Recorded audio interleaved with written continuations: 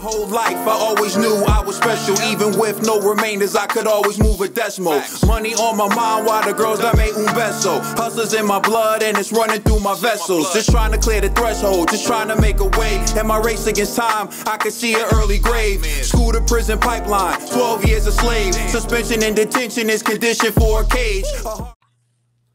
You are now tuned into the Boxing Bros. I am Caden and we are fully staffed. What's going on, everybody? It's the Commissioner, Trill Dollar Bill. It was great to be back. And this is apparently G the Jinx. You know what I mean? Ain't no apparently, dog. Ain't no apparently. Allegedly. You know what I'm saying?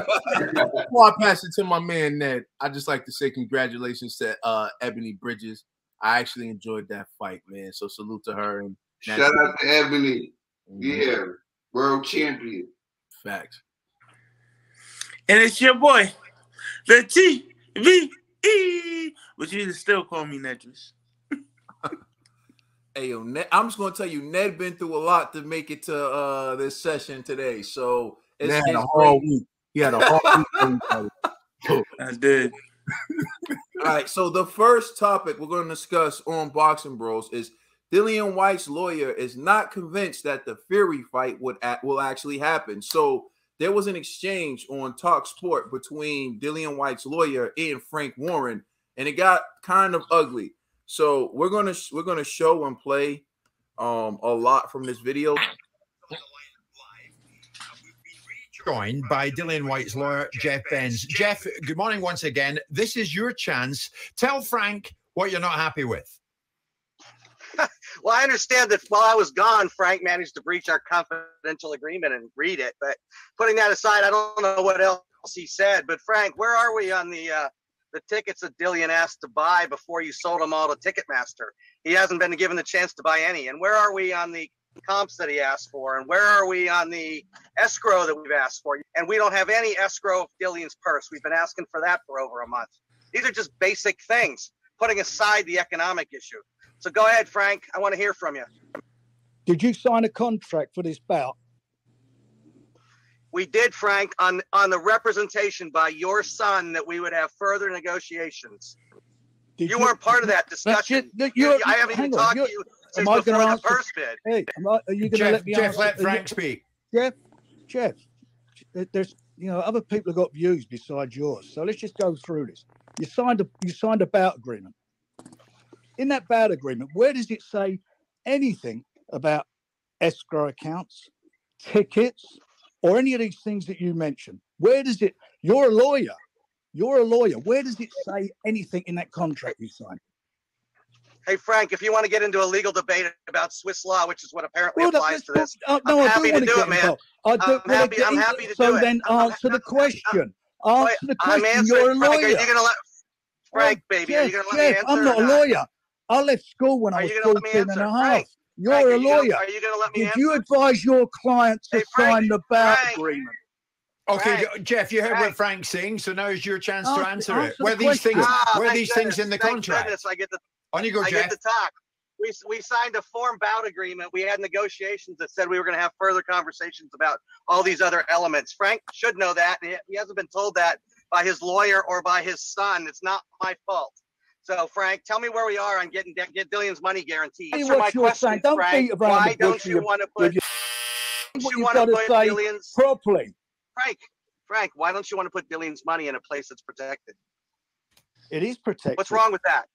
Where is it then, Frank? Let me just tell you something. On you go, Frank. You've signed an agreement. You're his lawyer. So if you're worried about the money, then he should be looking to you because you advised him to sign it. And if there's a problem, if I was him, I'd sue you if I don't get paid because you advised him to sign it.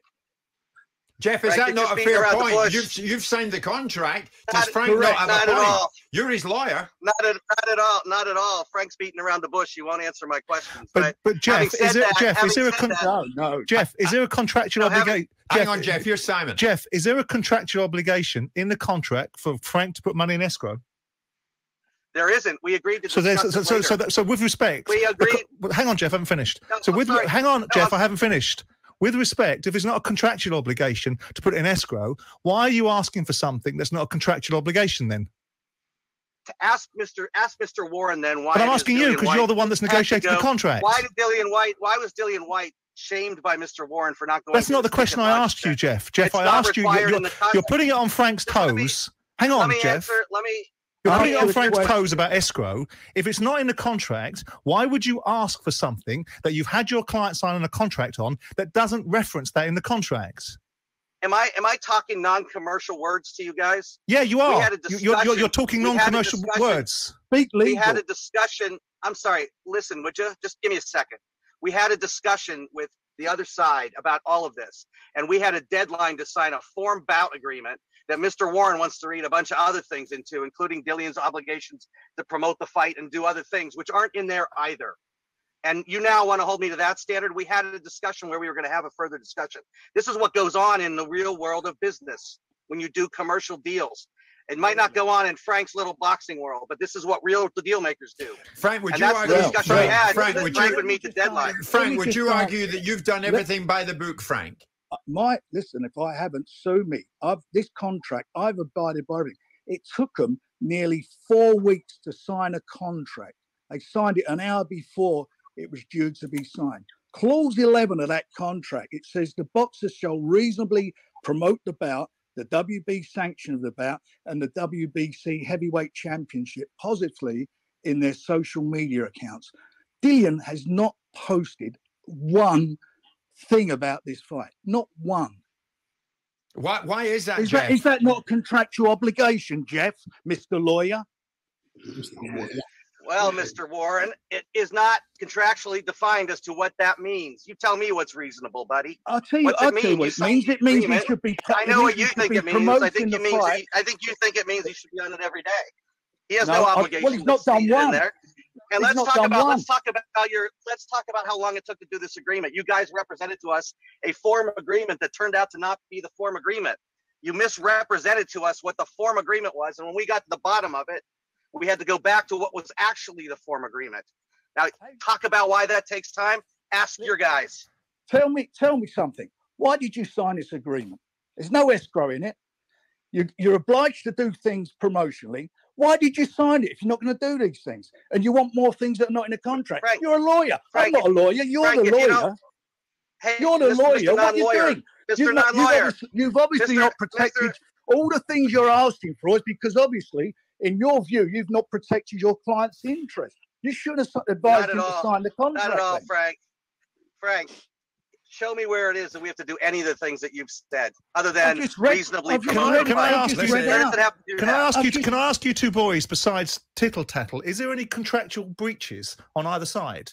Because on one side there seems to be an obligation for Dillian to make appearances, which you're disputing. Dillian's lawyer, and on the other side of it, you're making observations about there should be an escrow account. Frank, but at the beginning of the conversation, I don't want to throw under the bus, but you mentioned that money had been placed in escrow. It seems that it hasn't been. If there's no contractual obligation to do that, yes, you did. The offer was made.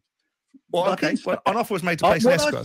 What I said to you, I said on the 26th of February, my son sent a text to Jeff at 17:08 saying that we provide a private plane to bring him over. Although we're not obliged to do it, it's not contractual. None of this is. But why are we arguing about escrows then, Frank? Why is there a reference to escrow? If you don't have to do it, it's not contractual obligation. Let me finish then, and I'll explain. Because they asked for the money to go into escrow, and we agreed to do that, subject to him showing up to the launch press conference. Is that right, Jeff? You want to partially read your son's text to me? I can read you the whole lot of them if you want. But is that right, Jeff? A whole bunch of emails too. Is that right, Jeff? No, it's not accurate. No, it's not. Not accurate. Read it. Sure. I'm gonna stop it. I'm gonna stop it there because it's getting kind of ugly. It's very entertaining. If you want to watch that full interview, go to Talk Sport. I'm telling you, it's heated. It gets contentious at times. It's very interesting. But Eddie Hearn weighed in on that discussion, and let's take a listen at what Eddie Hearn had to say about the situation. try and bring him to the team. Finally, one last one from me. Dillian Whyte's lawyer, everyone's asked you, went on TalkSport.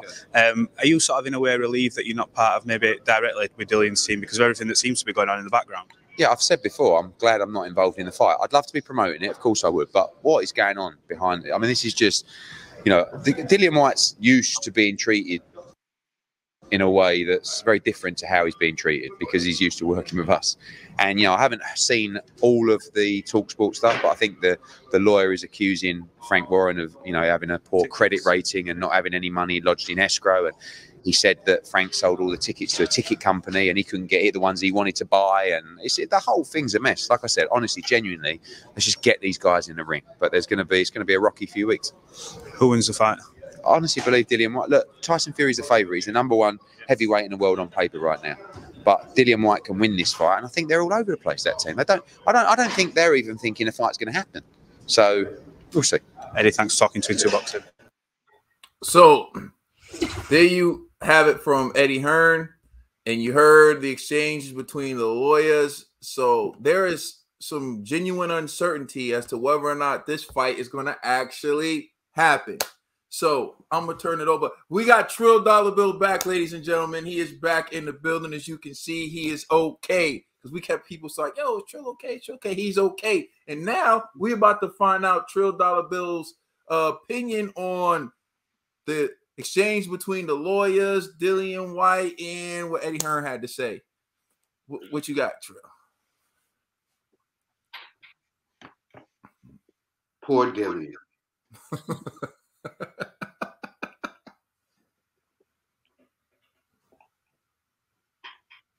That's what I said. Poor Dillian. This just sounds like a big mess. Soap opera. That's what it sounds like. This is just a mess. I just wish that these guys can, like Eddie said, just get in the ring and fight. But Frank was coming with that smoke, man. Frank was coming with that smoke. Like, you supposed to be a lawyer. You supposed to, you know what I'm saying? You supposed to be making sure, all the I's is dotted and the T's is crossed, and you gotta. And it seems like you wasn't doing your job, and it looks like a little bit of backpedaling from the lawyer. I really don't know, but poor Dillian, man. I hope the fight happens because you've been asking for this fight. Now that it's here, like you don't want it. It's confusing, but that exchange was interesting and it was very entertaining. So definitely gotta go back and watch that. All right, I'm gonna turn it over to G to Jinx. Right. The key word of today, people, is levels. You know what I'm saying? Like this guy Jeff. Now I don't know who Jeff is. Jeffrey Benz. I gotta look him up. But he said something during that exchange to Frank Warren that had me go. He said, "In your little boxing world." Now, we're talking about a global sport where millions of dollars is invested. And the fact that he said that tells me, is he known for contractual agreements and for boxing bouts? When he said that, I was just like, I don't know. So, and now the fact that Dillian used to be with Eddie, now he moved on to this Jeffrey Benz guy. It makes me wonder, maybe this guy isn't really versed in fights of this magnitude. And so I think he kind of jumped the gun, right? Where he thought, Frank's team was like, yeah, we'll agree to negotiate further on, but just sign this contract real quick, player. So he did it, thinking, these guys are honest.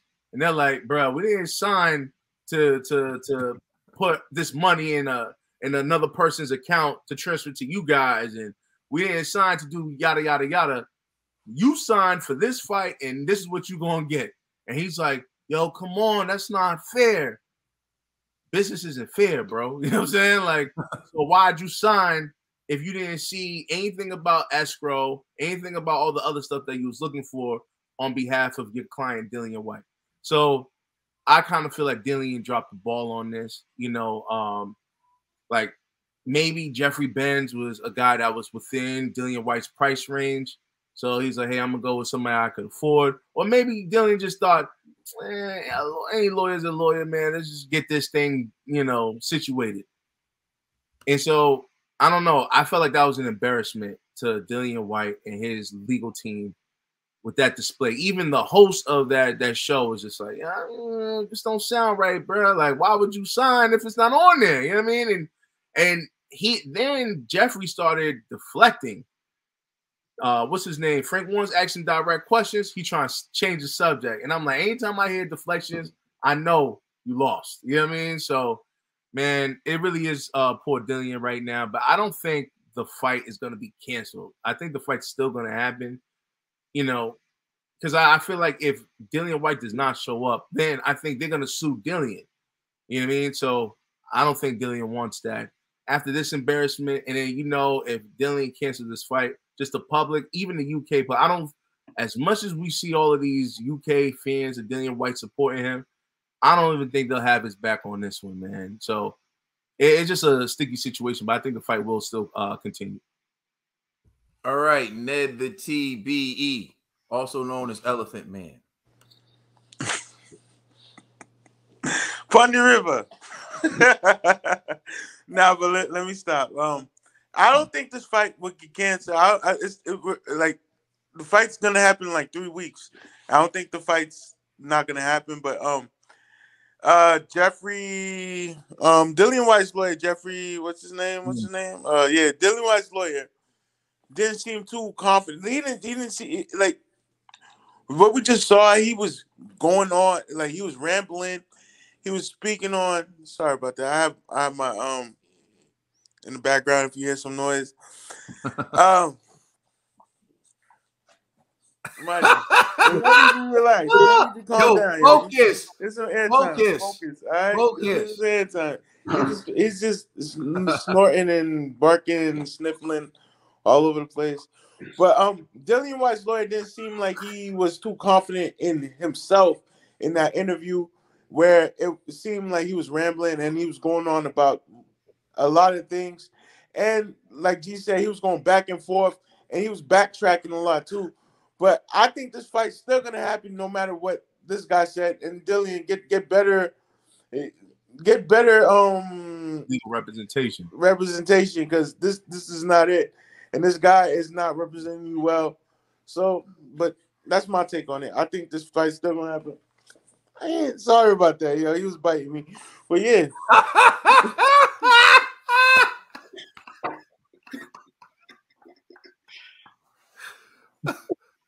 Go ahead, bro.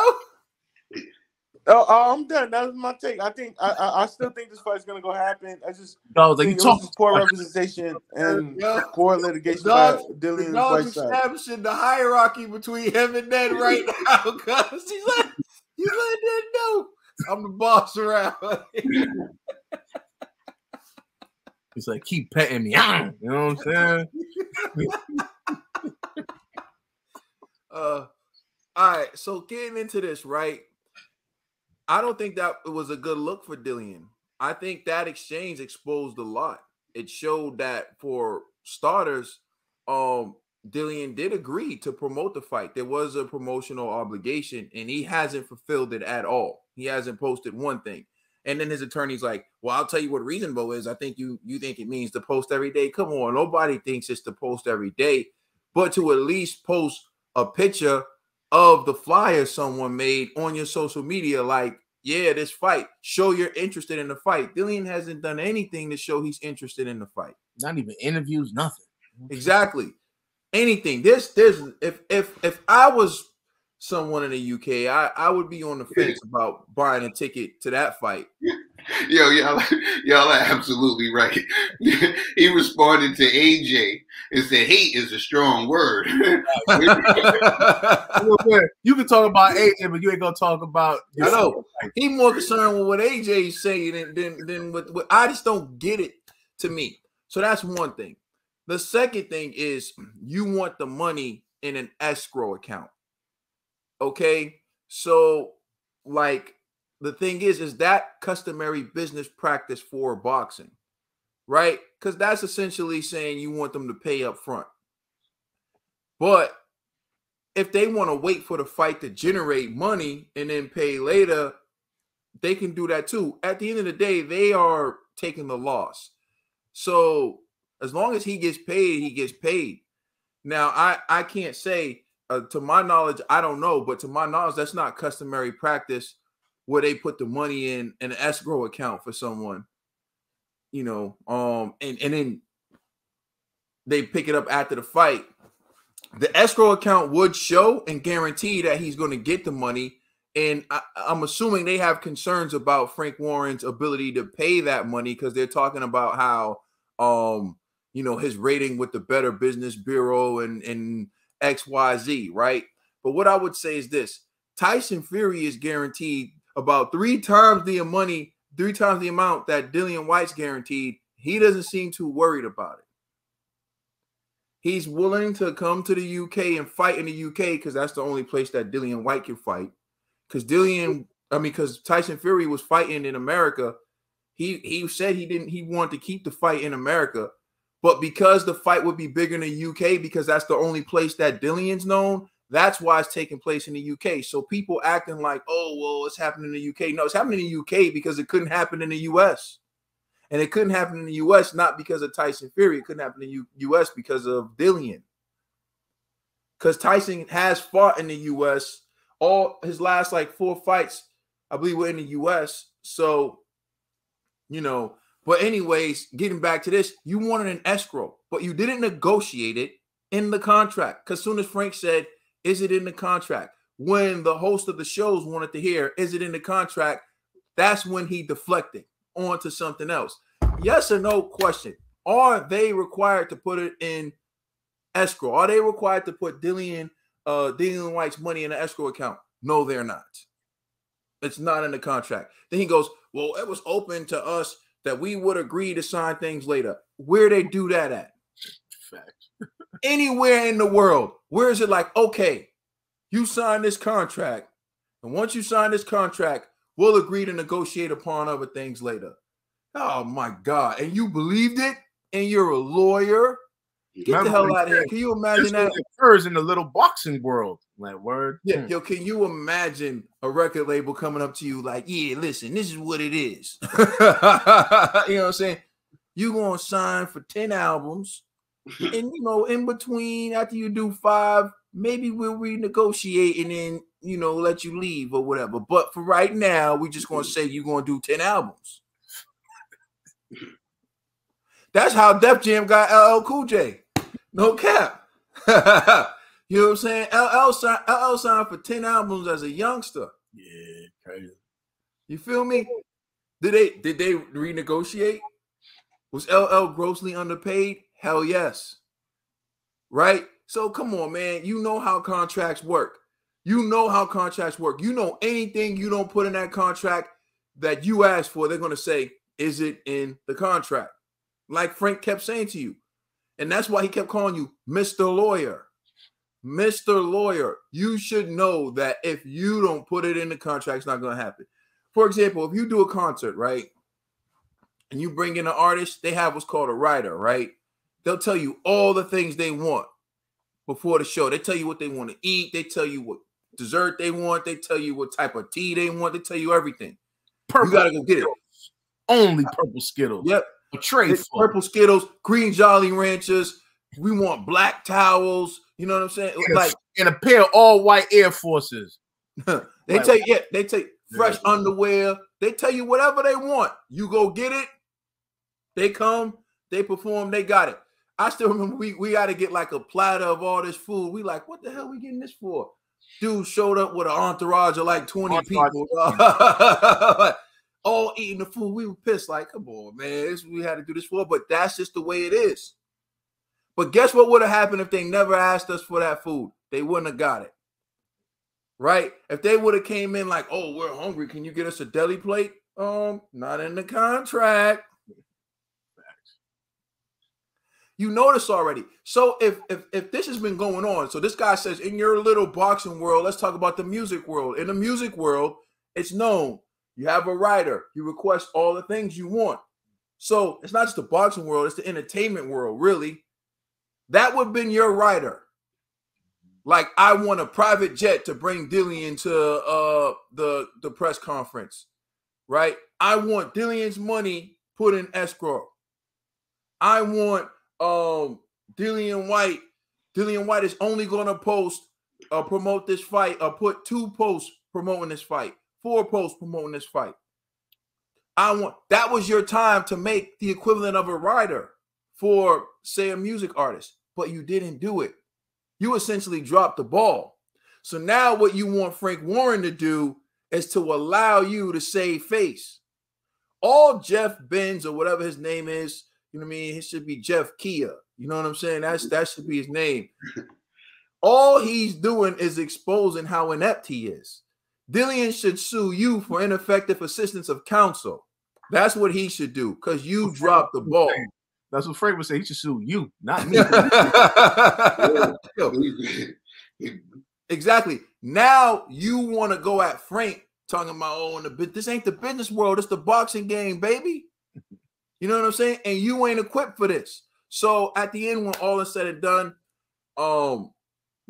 Frank comes out looking good to me. I don't want to hear about his history, bro. You can't keep bringing in people's history. You know what I'm saying? Let's look at Steve Jobs' history. He fell twice before he hit big. People fail before they make it sometimes. A lot of people fail before they make it. That's the way it works. A lot of the people you're looking at and you see who are successful, Jeff Bezos, all these guys, they had failed projects, bruv. Trump. They have failed projects until they actually made it. Everyone's not successful out the gate. So I don't care about, you can't use someone's past failures against them, right? You can't. Steve Jobs, you built this terrible machine. Yeah, and I also was so innovative and changed the game eventually. That's the way it is. So I don't want to hear about his Better Business Bureau. If this fight doesn't happen, though, it doesn't matter, because the people in the UK are going to find some way to blame Dillian Whyte. The people in the UK are going to find some way to blame Frank Warren. They're going to find some way to blame Tyson Fury, because Dillian can't do no wrong. Although this looks pretty bad to me. And the person I'm blaming is Dillian Whyte and his team. So y'all can blame whoever you want. You still defending Dillian? Whatever. You can take us out. Hold on a moment. I do have a question, though. Now, to come to Dillian Whyte's defense on one thing, when they brought up, when Frank was talking about how Dillian hasn't been promoting the fight, and then Jeff was like, well, you know, what, you want him to post something every day? Like, in these contracts, right, is there like a breakdown of, you know, what's the minimum amount of promotion from a fighter? Because it's reasonable. But what's like reasonable in like, so like I think it's pretty much, no disrespect to his team, but I think it's pretty much like common sense that you would at least put up a flyer and you would show up to the press conferences and promote the fight that way. Dillian didn't do neither. So walk with me. If Dillian, say the week of, out of nowhere, puts a flyer on his Twitter account and Instagram and goes like, yo, see me at Wembley or whatever, is that enough? You know what I'm saying? I'm sure they'll argue that's enough. Yeah. But it's about what a reasonable person, so reasonable is like a legal term that people, the average person all the time. Yeah, what a reasonable person would do. So what a reasonable person promoting their fight only put one flyer up, right? Honestly, would a reasonable person promoting their show actually only post one thing about it? No. Now, if he did it once a week, if he did it once every week leading up to the fight, someone would conclude a reasonable person would do that. A reasonable person would, you know, if he did an interview once a week, a reasonable person would. You see what I'm saying? But would a reasonable person really not do anything? That's like not promoting your concert until the day of. Right? I'm doing a show, and on the day of, that's when I start putting up posters and everything. You know Get them last. last. That's the Jakey promoters. That's Ned's movie. That's Ned's movie. The Jakey promoters. Cause the people just gonna come up and start buying the tickets. I don't know, man. But let us know how y'all feel in the comment section. Please like and subscribe. Check us out on Instagram and Twitter. And please check out our podcast on all major streaming services. It's good to be back, and we just getting started. We're the Boxing Bros.